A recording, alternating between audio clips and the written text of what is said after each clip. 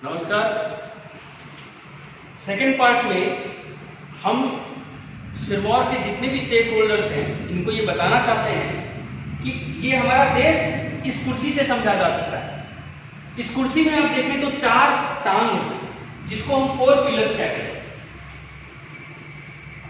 बिल्कुल इस कुर्सी की तरह जिसकी ये 4 टांगे हैं, हमारा देश जिसके ऊपर ये सिटीजन बैठा है जो आप है। आप मुझे ये बताएं, अगर एक टांग को हम लेजिस्लेचर कहें, एक को एग्जीक्यूटिव कहें, एक को जुडिशरी कहें, तो ये चौथा टांग क्या है जिसको हम 4th एस्टेट बोलते हैं हमारे, क्योंकि लॉ के जो स्टूडेंट्स हैं 5th सेमेस्टर 10th सेमेस्टर वो इस बात को ज्यादा बेहतर समझ सकते हैं। लेकिन बतौर लीगल एड क्लिनिक के स्टेक होल्डर ये आपकी ड्यूटी कि आप आम लोगों को उनकी भाषा में समझाएं कि एक कुर्सी का जो 4th पिलर ये मीडिया को क्यों कहा जाता है, क्योंकि मीडिया तीनों को अकाउंटेबल रखती है। बतौर डीएलएसए सेक्रेटरी मैं आपको बताना चाहता हूं, भारत एक कल्याणकारी राज्य है। भारत एक कल्याणकारी राज्य है और ये जो 4 पिलर हैं जिसमें से 3 लेजिस्लेचर, जुडिशरी और एग्जीक्यूटिव स्टेट कहलाते हैं। यहां पर अगर आप आए, आप क्लोज करके दिखाएं तो शुरुआत होती है आर्टिकल 12 से 35 और 36 से 51 है। ये पूरा 1.5 महीने का प्रोग्राम गांधी जी से लेकर नेहरू तक हमने क्यों रखा हुआ है, क्योंकि आर्टिकल 12 में भी स्टेट को डिफाइन किया गया है और आर्टिकल 36 में भी स्टेट को डिफाइन किया है। स्टेट मतलब राज्य। पर ये राज्य क्या होता है? ये राज्य आपका लेजिस्लेचर भी है, एग्जीक्यूटिव और जुडिशरी में जुडिशरी जो सोवरेन फंक्शन करते हैं, यानी माँ जो किचन में खाना बना रही है वो सोवरेन फंक्शन करती है, परोसने वाली नहीं। परोसने वाला अपना दिमाग नहीं लगा सकता, जो उसको मिला वही परोसना। लेकिन अगर वो परोसने में गलत काम करे या माँ कॉन्स्टिट्यूशन की अवहेलना करके कोई कानून बनाए, उसके लिए जुडिशरी सोवरेन पावर का काम करती है। तो स्टेट की डेफिनेशन में यानी कि जुडिशरी भी आती है और आपके गवर्नमेंट भी आते हैं। लेकिन ये वेलफेयर स्टेट है, इसका पता आपको यहां से चलता है आर्टिकल 37, 39।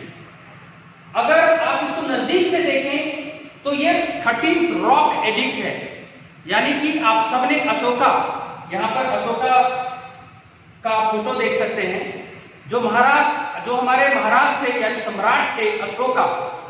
उन्होंने सबसे पहले कालिंगा वॉर के बाद कहा कि राज्य का काम केवल लड़ाई झगड़ा और साम्राज्यवाद नहीं, राज्य का काम है कि मेरे राज्य में, अब इन बातों को ध्यान से सुनना, ये पूरे 1.5 महीने का सबसे इंपॉर्टेंट बात मैं आपसे शेयर करने जा रहा हूं कि मेरे राज्य में, छोटे बच्चे को बुलाओ, मेरे राज्य में छोटे से छोटा बच्चा भी होगा और बुजुर्ग से बुजुर्ग भी। मेरे ही राज्य में कुछ लोग होंगे जो मानसिक तौर पर विकलांग होंगे और कुछ शारीरिक तौर पर। अब ये जो 4 मैंने बात की, आप खुद समझ सकते हैं कि ये चारों जो हैं ये अपने आप काम नहीं कर सकते। एक छोटा बच्चा, आपके दिमाग में जो जो चीजें आ रही है, एक बुजुर्ग आदमी जो सीनियर सिटीजन है उसमें वो ताकत नहीं होती, वो समझ नहीं होती और वो किसी न किसी पे आश्रित होता है। लेकिन हर बच्चा इतना खुशकिस्मत नहीं होता कि उसके मम्मी पापा हो। कोरोना में हमने देखा कईयों की मम्मी नहीं रहे, कईयों के पापा नहीं रहे, जिसको हम ऑर्फन या सेमी ऑर्फन कहते हैं।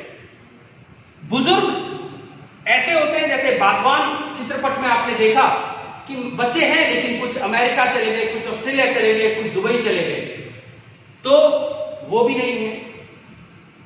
और कुछ हमने देखा दिव्यांग। अब यहां पर भी भगवान ने केवल 1% लोगों को खुशकिस्मत बनाया जिनके पास 2 हाथ 2 पांव है। और जितने हमारे स्टेक होल्डर्स हैं, हमारे में ये ग्रेटिट्यूड होना चाहिए कि भगवान ने हमें पढ़ने लिखने का हुनर दिया, 2 हाथ 2 पांव दिए, और भगवान यही मैसेज देना चाहता है कि तुम मेरे प्रतिबिंब हो इस समाज में। और इसीलिए हमारे जितने भी एक्सटेंशन हैं, हमें इससे ज्यादा एक्सपेक्टेशन नहीं होना चाहिए। मैं इस पटल से ये बता देना चाहता हूं कि जितने हमारे पीएलबीज हैं उनको हम ऑनर करते हैं, ऑनरेरियम देते हैं, और ये पैरा लीगल वॉलंटियर्स है। ये जनता को पता होना चाहिए कि ये कौन है।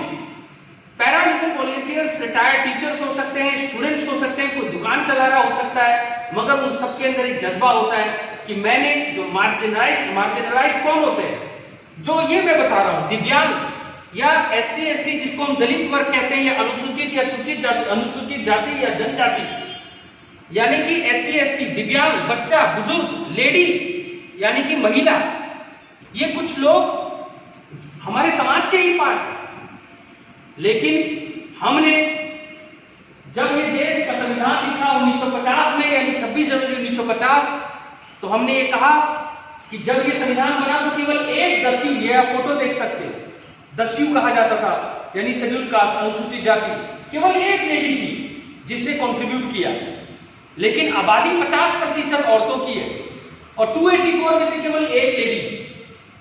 1400 साल की गुलामी में हम सोने की चिड़िया भी नहीं रहे, यानी कि 1757 में पलासी का युद्ध होता है, 1857 में मंगल पांडे जी का इधर आकर वो होता है रेवोल्यूशन, और 1757 में हमारा बजट जो था, हमारा टोटल जो GDP था पूरे दुनिया के मुकाबले, यानी हमारे पास जो पैसा था वो वर्ल्ड का 33% था, और 1947 में जब देश आजाद हुआ तो ये गिर के 0.6% रह गया। ये ऑनरेबल प्राइम मिनिस्टर मनमोहन जी को जब डॉक्टरेट की उपाधि मिली इंग्लैंड में, तब उन्होंने ये बात कही, और ये यानी कि इकोनॉमिक्स का डाटा है। तो संविधान बनाने वालों ने ये सपना रखा कि हम 75 साल हमारे हो चुके हैं, हम आज भी 6 अमीर कंट्रियों में वापस खड़े हो चुके हैं, मगर फर्क एक जगह रहा, अमीर अमीर होता जा रहा है, गरीब गरीब होता जा रहा है। और वो क्यों? क्योंकि बच्चे, दिव्यांग, SC ST, महिला, बुजुर्ग, ये सारे जो हैं वो किसी ना किसी पे आश्रित थे। यहां पर आता है पेरेंट्स पैट्रिये का कॉन्सेप्ट, PARENS, पेरेंट्स पैट्रिये। नॉर्मल भाषा में मैं आपको समझाऊं तो ये जो आर्टिकल 37, 39 है, सम्राट अशोक ने जो कल्पना की थी उस जमाने में, उसी को यहां पर डाला गया आर्टिकल 37, 39 में, कि आपने जो भी काम करना है वो केवल और केवल वेलफेयर के लिए होगा। यानी कि स्टेट, यानी जुडिशरी हो या एग्जीक्यूटिव, आपका रोल माँ बाप का है, पेरेंट्स हो आप, यानी कि मैं अगर पब्लिक सर्वेंट हूं तो मैं पेरेंट्स के रोल में हूं। किनका? जो मार्जिनलाइज्ड है। ये जो 1.5 महीने का प्रोग्राम है, इसमें केवल उन लोगों के लिए हमने स्कीम्स, उन लोगों के लिए लीगल राइट्स बताने हैं जो सबसे ज्यादा कमजोर हैं, मार्जिनलाइज्ड हैं, रिमोट एरिया में रहते हैं। और इसीलिए PLVs आपको इस 1.5 महीने में दिव्यांग के लिए हिमाचल सरकार ने सिरमौर में, जो कोई दिव्यांग है, हमारे आपने पढ़ा होगा बच्चे का नाम जो IAS बना सिरमौर से, उमेश, और वो एक उसकी दृष्टि बाधित, उसकी आंख जो थे वो पूरा काम नहीं करते थे, लेकिन वो क्या बने? तो आपने देखा IAS बने। अभी पैरा ओलंपिक्स में उसमें एक IAS नोएडा में जो पोस्टेड है, उन्होंने आपके लिए गोल्ड मेडल जीत के दिखाया। वो कब होता है? जब आपका स्टेट अपना रोल अदा करे, स्कीम लोगों तक इंप्लीमेंट हो। वो नहीं हो पा रहा क्योंकि अवेयरनेस नहीं है। इसीलिए 1.5 महीने में हम घर घर जाकर 545 अपने जिलों में अपने PLVs, अपने स्टूडेंट्स, अपने जजेस, सबके थ्रू आप लोगों को अवेयर और सेंसिटाइज करेंगे। जय हिंद, जय हिमाचल। मिलते हैं थर्ड पार्ट में।